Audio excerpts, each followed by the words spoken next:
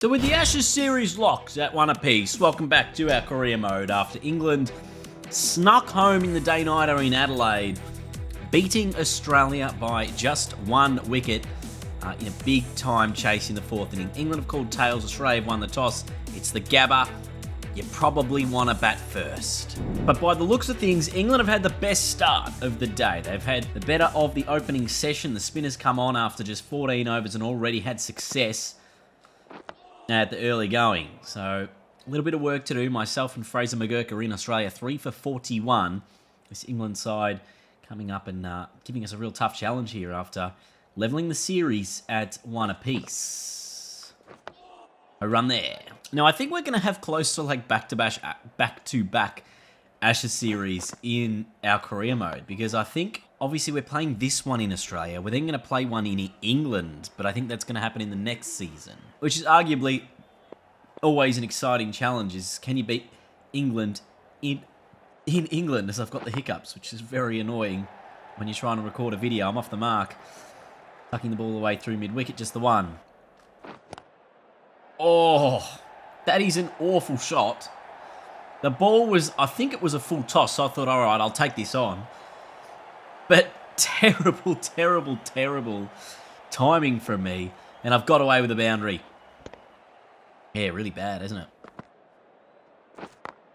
Oh, that's exactly how they've got me out before, and I've let them do it again. I didn't look for the man around the corner, and unfortunately I'm out for just 5 after trying to play this around the corner, and once again, Duthwaite taking the catch. I walk off really disappointed. Good partnership. Fraser McGurk makes 100. Mackenzie Harvey makes 99. Australia eventually all out, and England, what a response this is with the bat. Could they go up 2-1? Oh my God, what is going on? I haven't bowled at all here, and I think I'm going to come on with a relatively hard rock with what, I was going to say 2 overs left in the day, but it's the start of day 3. At the moment, England with a 45-run advantage over Australia, given they've batted far quicker than we did.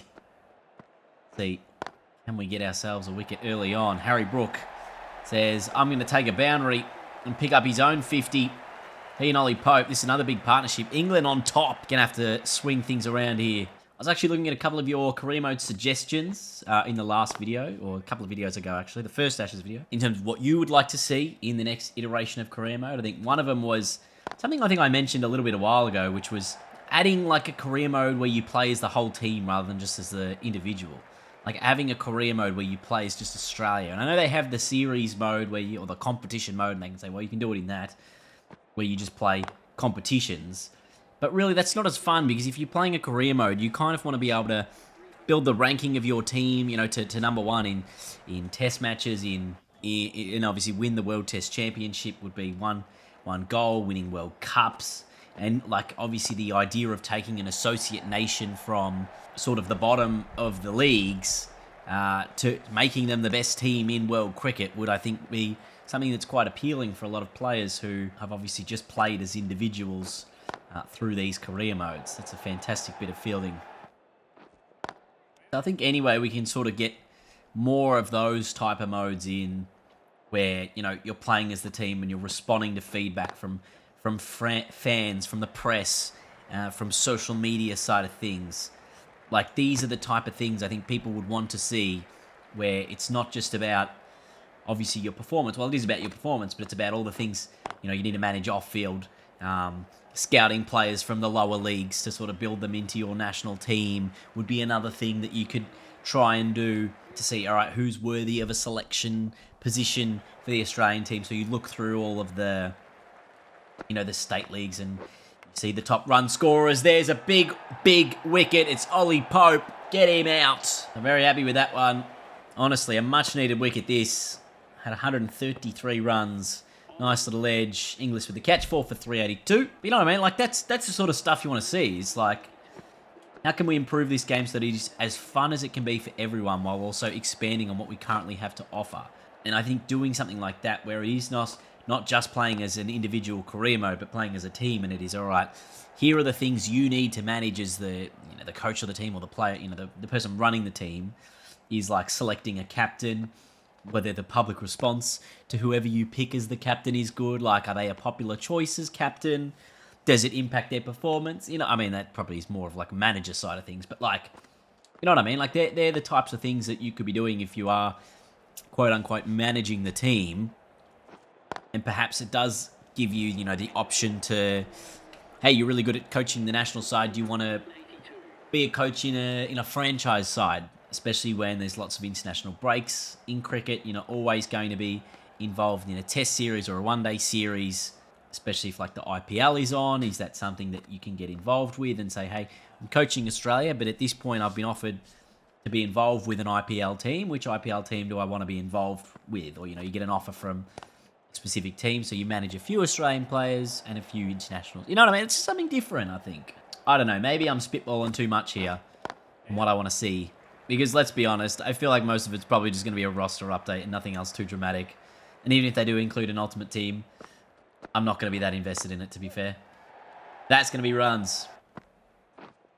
I also will be bringing back the challenge videos that I sort of did before my holiday and when I went away. It was playing as all batsmen, all bowlers, these types of things. I'm going to do a couple of T20s I've got in the can, or, you know, I don't have them in the can yet, but I'll be recording them. One of them will be trying to win a T20 with only spinners. And then one will be, you know, winning it with only pace bowlers. So some might be, you know, all-rounders, some might be... but essentially it's just an extension of the can you win with only bowlers, but I guess some of them will be all-rounders. Bowlers to all-rounders will be in the mix there, so that will be fun. And then I've got a couple more, and then I do want to do actually a team versus the World 11. I think you'll have Australia in a test match against the World 11 and in the one-dayers, as they are obviously the reigning champions in the one-day World Cup and in the World Test Championship. And then I think I'll do an India versus a World 11 side for a T20, because I think obviously India won the last World Cup, so they're the team, you know, that you should really be playing against the World 11 there. So I kind of do want to get some suggestions for who would be selected in those teams. If I do end up doing them on a stream, then I probably, you know, will get it from the chat in terms of who gets into the World 11s. It'll certainly be something very interesting. The current state of this match is not good. We're 170 behind. Could see a draw here, to be honest. You know, I don't think we've had a drawn test. If England bat, let's say, another session, they lead by about 200, and they give themselves 2 sessions or 2 days to get Australia out, it'll be about whether or not Australia can bat long enough through those day 4 and 5 to not only get a lead, but then force England to bat again. But I think the way the game is at the moment, don't think England can actually lose this test match. They can probably only win or draw. Now, I'm going to bowl an absolute pie here and see if it works. Sometimes it does. Not today. 5 for 489. Oh, got him. There was an inside edge, and it does hit the top of the stumps. The partnership just ticked over 100. A little tickle that hits the leg stump, to be exact. Jamie Smith out for 59. It's 6 for 495. Garton, next man in. This is a key now moment for Australia in this particular match, because the lead is close to 200 for England. You know, it all of a sudden is really, really tricky. But if we can, let's say we can take these last 4 wickets for about 20 runs, that would be absolutely ideal. It's 6 for 495. All right, Duthwaite is out. There's another big wicket. The Aussies. Oh. Cut away nicely. A boundary. The lead is up to 200. Edged. And what a catch. Beautifully done, Cameron Green.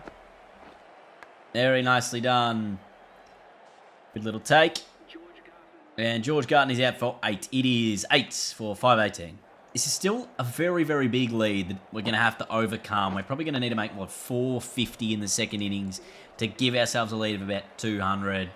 And to do that, we're going to bat for about 100 overs.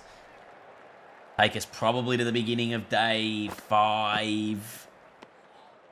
Which would then mean England would have to score 200 in a day. Very doable. It's gonna be an interesting finish. I mean, that's me expecting to make 400 bloody runs here. I don't think it's gonna happen.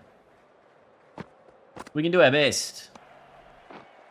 Edged and gone. Moriarty is out. They are 9 down. I've actually taken 4 wickets in this innings, which makes me think I should have been bowling earlier than the 90th over. 9, 4, 5, 3, 3. And concern now for the Australian team. So Australia now 3 for 82. Welcome back. 144, sorry, the lead of England. 7 wickets Australia have in the shed, and we desperately need a partnership here towards the end of the 3rd day. Just get ourselves a little bit back into the contest. Oh, beautifully driven. Should go all the way. 4 runs off the mark. Oh my goodness gracious me, that is massive. Didn't mean that. 6. 1. Dot. I reckon that's a boundary. I'm not even going to move. 4 runs. Should be a couple here. And another boundary. We keep ticking. Well, that's nicely played again. It'll be another boundary. And we probably need to actually get a move on somewhat, because the run rate is 4. But it's actually about the fact that we're going to lose wickets as a team, as a collective. We're 5 down, still 110 behind. So unless me and Inglis put together another partnership, which looks like I'm playing really well at the moment, I need Inglis to come with me. If he doesn't come with me and I must work with the tail, I'll go a bit quicker. Oh, beautiful sweep. Should pick up a couple of runs. We've got this lead under 100 now, which is really good. I'll tell you one thing. I'm not going to get out to this man around the corner. It's happened to me a few times in this series. So I will not let it happen. I don't know what's happened there. Well, that's in the ones. Scoring's dried up a little bit, but we're still ticking it over if we can. Oh, inside edge onto my thigh pad. Oh, back foot punched. And it somehow beat the man in the deep for 4. That is an extraordinary shot. Oh, that is very close to the off stump. It's up and over. That's 4. Lovely stuff. 50 will come up. Very nice. Over a run of ball, actually. 8 fours and a 6. That is, again, a mistimed shot. Going to be a couple of runs. Or misfield. Be able to scurry through for 1. In fact, we might be able to come back for 2. The back of that. Nice shot. Shot this time. It is cut away for 4. We're getting this lead down. It's down to 58. And another one. The same shot. The same result. Back-to-back 4s. Oh, pulled away. That is another boundary. I'm into the 70s. This has been the best innings I've put together for a while. That is an outrageous shot. I'm sorry. It is. It's like a T20 shot where you just like angle the bat and use the pace of the ball to just put it there. That's crazy. Ripped away again. There's no fielder out there on the onside, so that's 2 straight. At least a bit in front of square. And I've gone with a big shot here. And I reckon it's worth 6 to bring up the 200 for Australia. 1. Move to 91. That's through the covers. There's a man out there, but I think it's going to beat him as well. And we find yet another boundary. Move to 98. And I do. I will bring up my 100 with a boundary. It's going to come off 94 overs. Oh, get out of the way, you big galoot. I'm trying to celebrate and the camera's on the bowler. I don't know if it went all the way for 6. Might have been a 4. Yeah, just one bounce onto the rope. 102 from 94. The English lead is down to just 4 runs after that single. Australia have a lead now. For the first time in this match, that's going to be a wide. That lead is up to 13 runs. Well, actually, not for the first time in this match. Obviously, the first innings counts. But like for now, it's all about can we set a target for England to chase. We've batted very quickly here in this second innings at a rate of about 4.5. Look at that, 4.18. Not really 4.5, about 4.2 runs and over. Got it nice and fine. Another boundary that's cut away as it tricks over the boundary line. Oh, the ramp in a test match. Who would have thought we'd be playing that? Swept away. And it could be another 4. It's going to be another 4. Lead up over 50. Oh, that was in the air for a moment. Enough to get through for a 1. This has got to be close. Actually, we'll pick up 2. This has got to be close to my best innings ever. In a test match anyway. Score-wise and game state-wise. We've never needed an innings more than this. In a big-time Ashes series. The game is on the line. At the moment, we still need a lot more runs. The lead is only 77. So Josh Inglis has done a fantastic job to stick with me through this. Oh, is it glove? Oh. Is it arm or is it glove? Let's have a look. Been given out by the umpire initially. It can only really be the glove. It can't be anything else. And it remains out. That's a big moment. I just had to say something, didn't I? 6 for 303. So you can see just a little deflection here off the glove. Easily through to the keeper. So Inglis goes on to make 100. A big 100. 172. Is that going to be enough to see us win this? Geez, I've got to come on with the ball. None for 110. England, I think, only need about 100 to win. I don't think the draw is really in the equation. Target 243. How is that?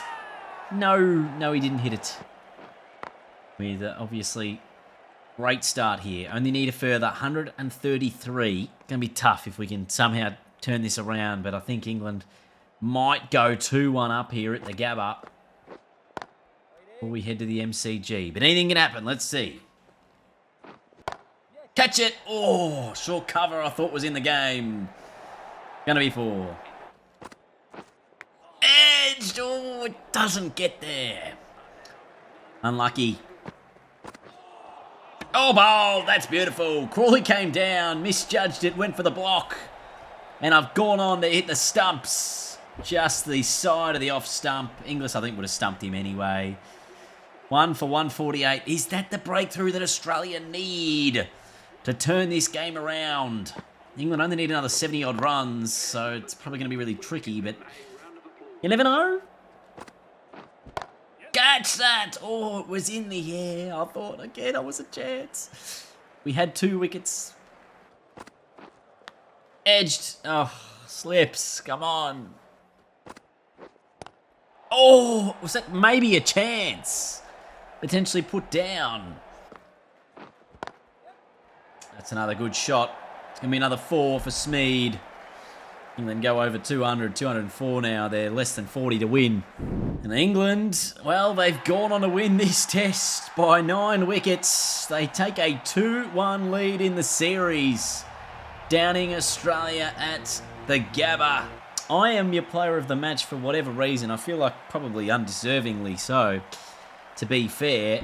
And if you have a look at the scorecard there, probably Smeed's 130 in the last innings, maybe a bit more deserving, or Inglis took 172 in Australia's second innings, even Pope's first innings to set up the game. Zach Crawley had a couple of half-centuries. There was lots of deserving players, I guess, with the ball. I took 5 wickets across the 2 innings, which were not ideal, but handy to have. But England, they take a 2-1 lead for the first time. They will be ahead. Australia obviously blowing the Adelaide test. missing it by a wicket, and now England dominant at the Gabba. We head to the MCG for the 4th test where Australia must win to keep the series alive. It's going to be a cracker. So thanks for watching. I'll see you next time. Bye-bye.